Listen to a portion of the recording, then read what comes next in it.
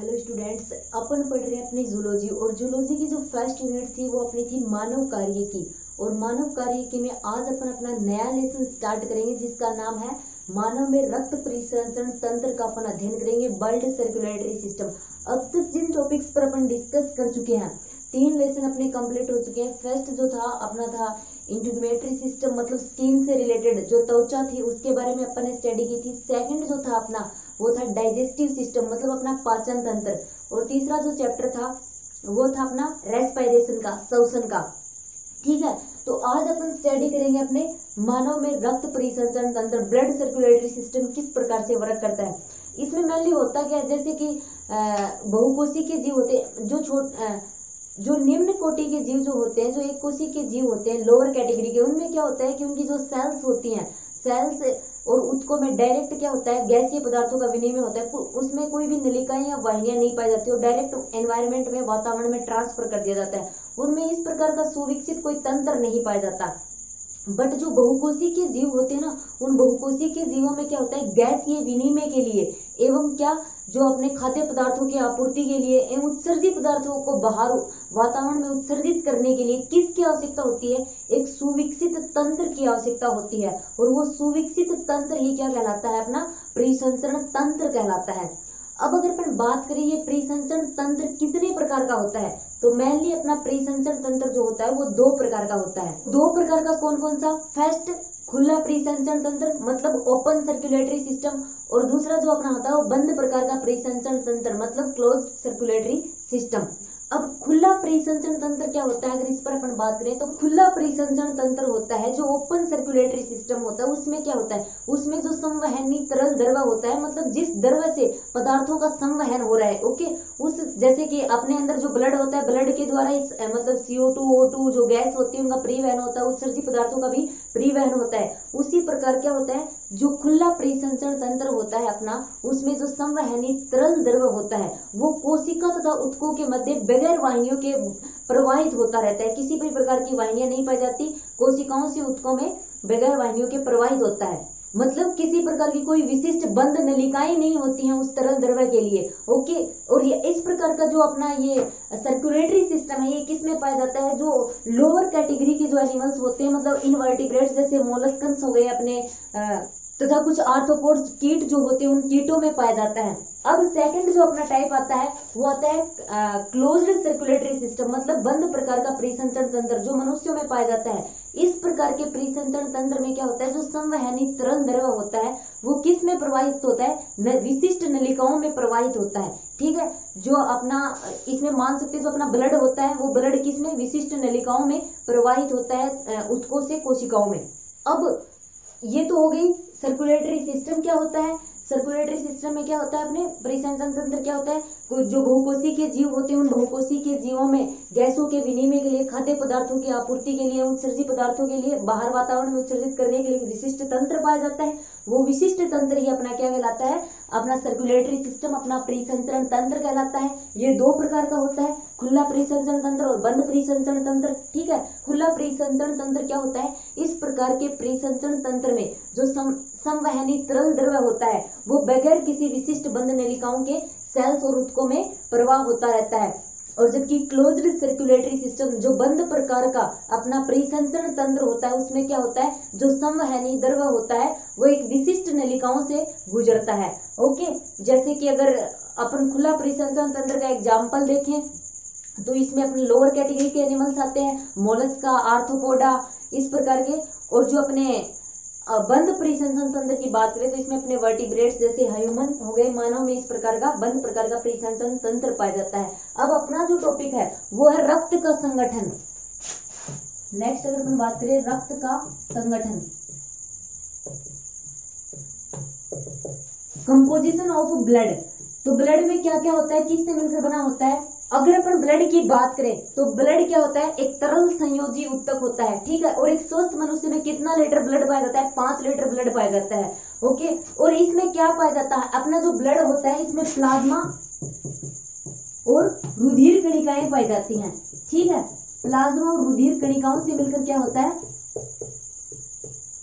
अपना ब्लड जो होता है उसका निर्माण होता है। अगर ब्लड के कंपोजिशन की अपन बात करें तो इसमें क्या पाए जाते हैं, प्लाज्मा और रुधिर कणिकाएं। ठीक है, अब अगर अपन सबसे पहले अपन बात करें प्लाज्मा के ऊपर, प्लाज्मा क्या होता है, रुधिर का तरल भाग जो होता है ना, रुधिर का तरल भाग क्या कहलाता है, प्लाज्मा कहलाता है। और रुधिर का ये कितना पार्ट बनाता है, 55%। ठीक है, रुधिर का 55% पार्ट उसका प्लाज्मा पार्ट होता है। और ये प्लाज्मा क्या होता है, रुधिर जो होता है, अपना ब्लड जो होता है, उसका तरल पार्ट जो होता है, द्रव्य में जो भाग होता है वो प्लाज्मा होता है।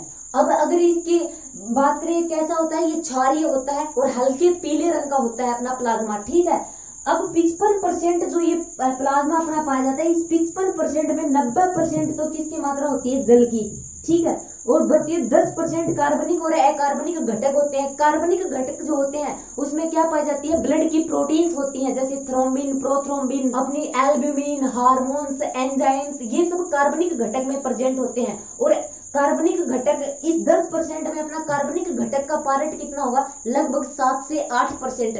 और जो अपना अकार्बनिक घटक उसमें क्या पाया जाता है, इसमें सोडियम, कैल्शियम, पोटेशियम ऐसे आयन पाए जाते हैं। और जिसकी मात्रा कितनी होती है, उसकी मात्रा लगभग 0.9% या 1% के समथिंग पाई जाती है। तो ये तो हो गया प्लाज्मा की बात। रुधिर में टोटल कितना प्लाज्मा पाया जाता है, 55% आयतन होता है रुधिर में प्लाज्मा का। ये हल्के पीले क्षारीय रंग का क्या होता है, द्रव होता है। और प्लाज्मा क्या होता है, रुधिर का तरल जो भाग होता है वो प्लाज्मा ही होता है। इस 55% भाग में 90% जल पाया जाता है, 10% कार्बनिक और अकार्बनिक घटक प्रेजेंट होते हैं। अब अगर अपन बात करें रुधिर कणिकाओं की, ब्लड कार्पल्स, अब अपनी जो ये ब्लड कार्पल्स, ये रुधिर कणिकाएं होती हैं, ये टोटल ब्लड का कितना पार्ट होगी, 45। ठीक है, ये 55% होती है, ये 45%। और ये जो प्लाज्मा होता है, इस प्लाज्मा में तैरती हुई पाई जाती है। और अपनी जो ये रुधिर कणिकाओं की प्रतिशतता जो होती है, इस प्रतिशतता को क्या बोला जाता है, हिमेटोक्रिट। हिमेटोक्रिट बोला जाता है इसको। अब अगर अपन बात करें अपने ब्लड में टोटल कितने प्रकार की रुधिर कणिकाएं पाई जाती हैं, तो आपने पहले भी पढ़ा होगा 3 प्रकार की। कौन कौन सी, आरबीसी, डब्ल्यूबीसी और अपनी प्लेटलेट्स, मतलब रुधिर पट्टिकाणु। लाल रुधिर कणिका जिसको क्या बोला जाता है, इरिथ्रोसाइट। इरिथ्रोसाइट। डब्ल्यूबीसी श्वेत रुधिर कणिका, और इसको क्या बोला जाता है, ल्यूकोसाइट। इसके अलावा अपनी लाल रुधिर कणिका या इरिथ्रोसाइट जो होती है, इसको क्या बोलते हैं अपन, रक्ताणु भी बोलते हैं। और जो अपनी श्वेत रुधिर कणिका और ल्यूकोसाइट जो होती है, इसको क्या बोलते हैं, श्वेताणु भी बोलते हैं। ठीक है, डब्ल्यूबीसी को अपन श्वेताणु भी बोलते हैं, आरबीसी को रक्ताणु, एरिथ्रोसाइट, लाल रुधिर कणिकाएं, रेड ब्लड कार्पल्स और व्हाइट ब्लड कार्पल्स। सबसे पहले अपन आरबीसी की बात करें तो मानव ब्लड में ये सबसे प्रमुख कणिकाएं होती हैं, जो अपनी रक्ताणु होती हैं, ये ब्लड कार्पल्स होती है। और टोटल जो कणिकाएं होती है, उस टोटल कणिकाओं का 99% भाग ये आरबीसी ही होती है अपनी। ठीक है, आरबीसी बहुत इंपॉर्टेंट कणिकाएं होती हैं। और ब्लड जो होता है उसमें टोटल कणिकाओं में 99% योगदान जो होता है अपनी आरबीसी कणिकाओं का ही होता है। और ये कणिकाएं कैसी होती है, केंद्रक रहित होती है, वर्ताकार होती है, डिस्क रूपी होती है। ठीक है, अगर मनुष्य में अपन पुरुष में अगर बात करें तो कितनी ब्लड कार्पल्स पाई जाती, रेड ब्लड कार्पल्स पाई जाएंगी। पुरुष में पाई जाने वाली जो आरबीसी होती है वो होती है 52 लाख प्रति घन मिमी। और अगर महिला की अपन बात करें तो महिला में पाई जाती है 47 लाख प्रति घन मिमी।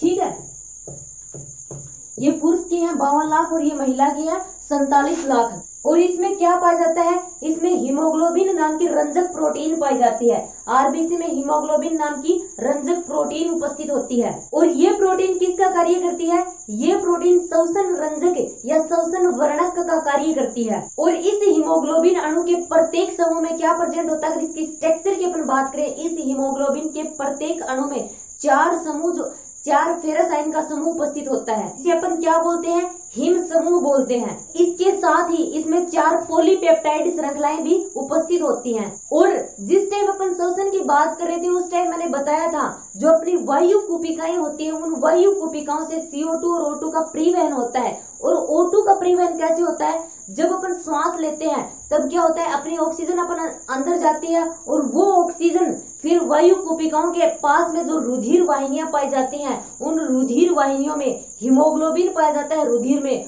उस हीमोग्लोबिन के साथ अपनी ऑक्सीजन जुड़कर किसका निर्माण करती है, ऑक्सी हीमोग्लोबिन का निर्माण करती है। अगर आपको याद हो तो क्या होता है कि अपनी जो ये हीमोग्लोबिन होती है, इस हीमोग्लोबिन के साथ में ऑक्सीजन जुड़कर किसका निर्माण करती है, ऑक्सी हीमोग्लोबिन का। इस प्रकार ब्लड में ऑक्सीजन का प्रवाह होता है ऑक्सी हीमोग्लोबिन के रूप में। अपना जो ये हीमोग्लोबिन पाया जाता है इस आरबीसी में, इसी की वजह से अपने ब्लड का कलर कैसा होता है, रेड, लाल रंग का होता है अपना रुधिर। और अगर बात करें इस आरबीसी का निर्माण कहाँ होता है, तो आरबीसी का निर्माण होता है अस्थि मज्जा में। ठीक है, अस्थि मज्जा में क्या होगा, आरबीसी का निर्माण होगा। और अपना जो प्लीहा और यकृत होता है उसमें क्या होता है, आरबीसी जो होती है इसका विघटन होता है, इसीलिए इनको क्या बोला जाता है, इसीलिए इनको आरबीसी का कब्रिस्तान भी बोला जाता है। ठीक है, निर्माण कहाँ होगा, अस्थि मज्जा में। और प्लीहा और यकृत में क्या होता है, प्लीहा और यकृत में अपनी आरबीसी का विघटन होता है, इसी वजह से इनको क्या बोला जाता है, आरबीसी का कब्रिस्तान। अब अगर अपन बात करें अपने आरबीसी का जीवन काल कितना होता है, तो आरबीसी का जीवन काल होता है 120 दिन, 120 डेज जो होती है आरबीसी का जीवन काल होता है। तो ये तो हो गया अपनी आरबीसी का इंट्रोडक्शन। ठीक है, अब अपन बात कर लेते हैं सेकंड नंबर पर अपनी डब्ल्यूबीसी के बारे में, श्वेत रुधिर कणिकाएं या श्वेताणु के बारे में। अपनी ये डब्ल्यूबीसी जो होती है, इन डब्ल्यूबीसी में हीमोग्लोबिन की अनुपस्थिति होती है। ठीक है, हीमोग्लोबिन की अनुपस्थिति के कारण ही अपन इनको क्या बोलते हैं, श्वेत रुधिर कणिकाएं बोलते हैं, क्योंकि अपन इस चीज की स्टडी कर चुके हैं। हीमोग्लोबिन के कारण ही ब्लड का जो कलर होता है वो रेड होता है। ठीक है, और ये हीमोग्लोबिन जो होता है ये आरबीसी में प्रेजेंट होता है, जिसकी वजह से इसका कलर रेड होता है और इनको लाल रुधिर कणिका बोला जाता है। श्वेत रुधिर कणिका जो होती है इसमें हीमोग्लोबिन की पूर्ण रूप से अनुपस्थिति पाई जाती है। और अपने जो ये डब्ल्यूबीसी होती है इनमें क्या होता है, इनमें केंद्रक उपस्थित होता है, जबकि जो अपनी आरबीसी थी इसमें केंद्रक अनुपस्थित होता है, लेकिन डब्ल्यूबीसी में केंद्रक उपस्थित होता है। और अगर बात करें वयस्क मनुष्य में इनकी संख्या कितनी होती है, वयस्क मनुष्य में इसकी संख्या लगभग 7000 घन मिमी होती है। ठीक है, तो अगर डब्ल्यूबीसी की संख्या की बात की जाए तो 7000 प्रति घन मिमी। ठीक है, प्रति घन मिमी क्या होती है, वयस्क मनुष्य में इनकी संख्या होती है। मतलब अपनी जो ये डब्ल्यूबीसी होती है ये आरबीसी की तुलना में इसकी मात्रा बहुत कम होती है। अब अगर अपन बात करें इसका निर्माण कहाँ होता है, तो इसका निर्माण होता है अस्थि मज्जा में और लसिका ऊतकों में। और अगर अपन इसके जीवन काल की बात करें, डब्ल्यूबीसी का जीवन काल कितना होता है, 4 से 5 दिन। ये बहुत ही शॉर्ट क्वेश्चन होते हैं, आगे कंपटीशन लेवल में भी इस प्रकार के क्वेश्चन आते हैं कि आपसे पूछ लिया जाता है आरबीसी का जीवन काल कितना होता है, डब्ल्यूबीसी का जीवन काल कितना होता है, जो होता है यकृत और प्लीहा किसके कब्रिस्तान होते हैं, या फिर आरबीसी का कब्रिस्तान क्या होता है।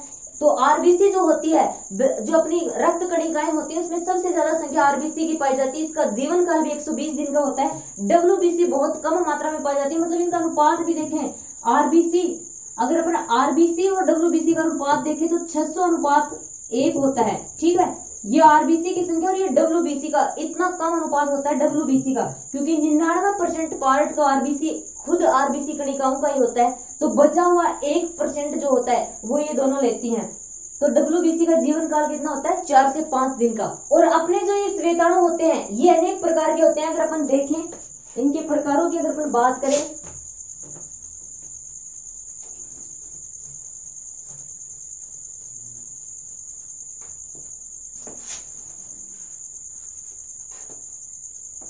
ये अपने श्वेताणु है, मतलब अपनी डब्ल्यूबीसी। ये 2 प्रकार की होती है।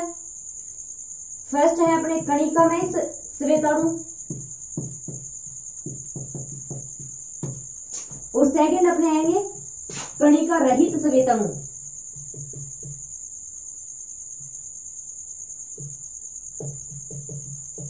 अपना ये कणिका में जो श्वेताणु है ये 3 प्रकार का होता है, न्यूट्रोफिल, सेकंड है इयोसिनोफिल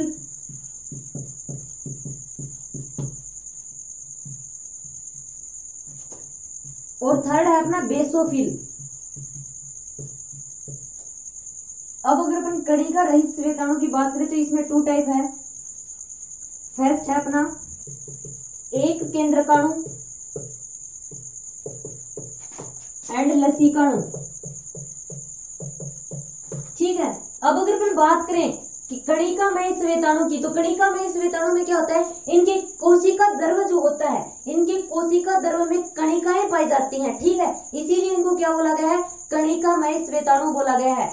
और इनके केंद्रक जो होते हैं, कणिकामय श्वेताणुओं के केंद्रक जो होते हैं, वो बहुरूपी होने के कारण इनको क्या बोला जाता है, बहुकेंद्रक रूपी श्वेताणु भी बोला जाता है। ठीक है, केंद्रक बहुरूपी होने के कारण इनको बहुकेंद्रक रूपी श्वेताणु भी बोल सकते हैं अपन। ये जो होते हैं 3 टाइप की होती है, न्यूट्रोफिल, इयोसिनोफिल, बेसोफिल। सबसे पहले अपन न्यूट्रोफिल की बात करते हैं। इसमें क्या होता है, तो जो अपना न्यूट्रोफिल होता है, इस न्यूट्रोफिल के कोशिका द्रव्य में क्या पाई जाती है, सूक्ष्म कणिकाएं पाई जाती हैं। ठीक है, न्यूट्रोफिल के कोशिका द्रव्य में सूक्ष्म कणिकाएं पाई जाती हैं, जो अम्लीय एवं क्षारीय दोनों प्रकार के अभिरंजकों से अभिरंजित हो जाती हैं। ठीक है, न्यूट्रोफिल के कोशिका द्रव्य में सूक्ष्म कणिकाएं पाई जाएंगी, जो अम्लीय एवं क्षारीय दोनों प्रकार के अभिरंजकों से अभिरंजित हो सकती हैं। जब इनको अभिरंजित किया जाता है तो किस प्रकार से अभिरंजित होते हैं, हल्के बैंगनी रंग से अभिरंजित होती हैं। ठीक है, इसीलिए अपने ये जो न्यूट्रोफिल होते हैं, इनको उदासीन रंजीय न्यूट्रोफिल बोला जाता है। ठीक है, क्योंकि अम्लीय एवं क्षारीय दोनों प्रकार के अभिरंजकों से अभिरंजित हो जाती हैं।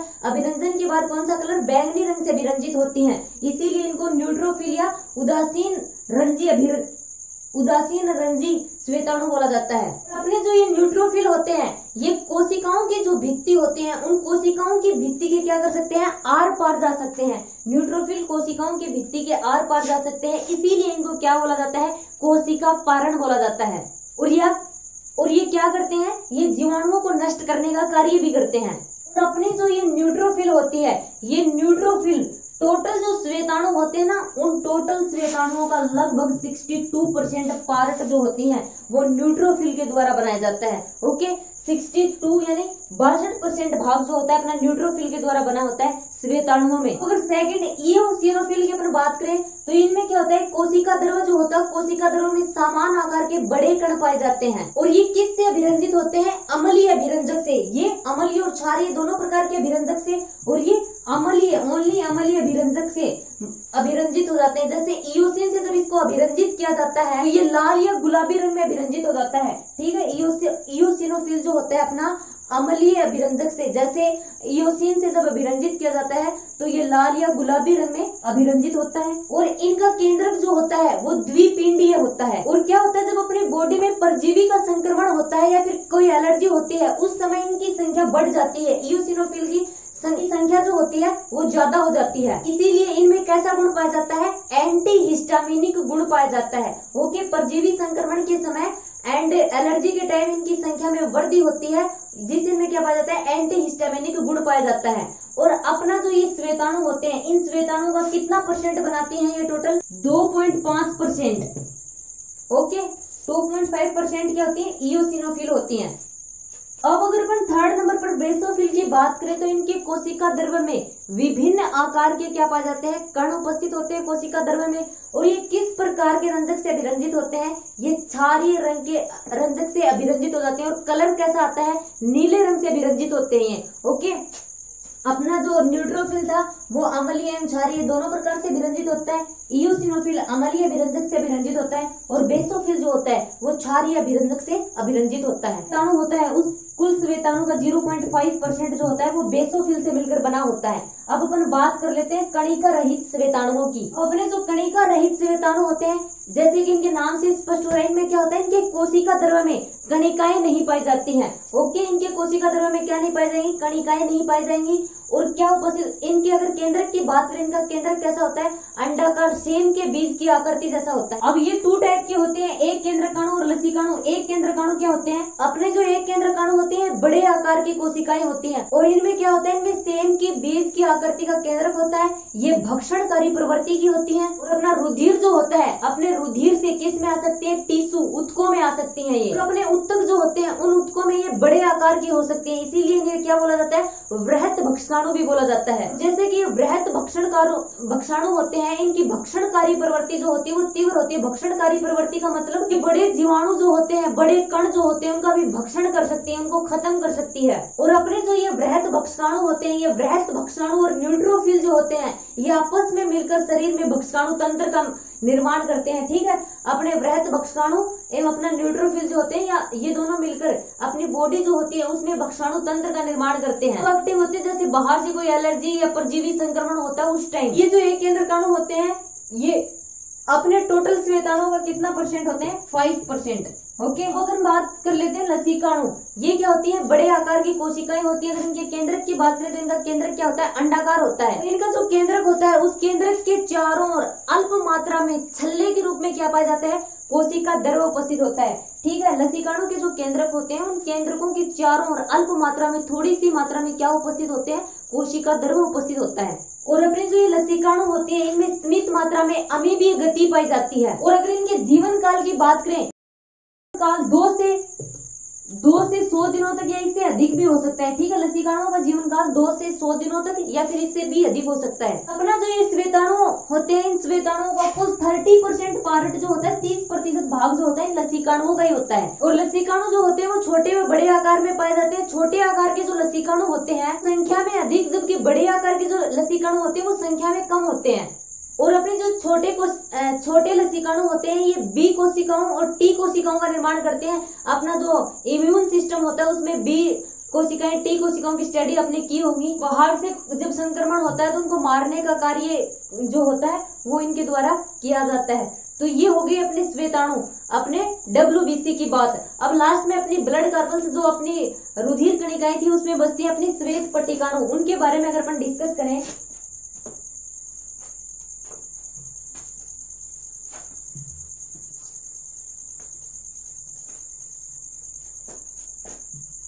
श्वेत पट्टिकाणु, तो ये अपनी जो प्लेटलेट्स होती है बहुत ही छोटी होती है और इनकी आकृति जो होती है वो इनकी आकृति अनियमित होती है, जिनमें किसका अभाव होता है? केंद्रक का अभाव होता है। और इनका निर्माण कहाँ होता है? निर्माण इनका अस्थि मज्जा में होता है। और रक्त में अगर इनकी मात्रा की बात करें तो रक्त में इनकी मात्रा लगभग 3 लाख प्रति घन मिमी होती है। ठीक है, 3 लाख प्रति घन मिमी इनकी ब्लड में मात्रा पाई जाती है एक मनुष्य में। अगर इनके जीवन काल की बात करें, जीवन काल इनका 5 से 7 दिन का होता है। और इनका निर्माण अस्थि मज्जा में होता है। और विघटन कहाँ होता है? विघटन इनका यकृत व प्लीहा में होता है। अब यहाँ तक अपना क्या हो गया? ब्लड का जो संगठन था वो कंप्लीट हो जाता है। अब अगर अपन देखें ब्लड के क्या क्या कार्य होते हैं, तो आपने नॉर्मली अगर इनका इंट्रोडक्शन देखें, रक्त के क्या क्या कार्य हैं, तो ब्लड के द्वारा जैसे कि अपन जानते हैं ऑक्सी हीमोग्लोबिन के रूप में किसका परिवहन होता है? अपनी ऑक्सीजन का परिवहन होता है। ये ब्लड का कार्य हो गया।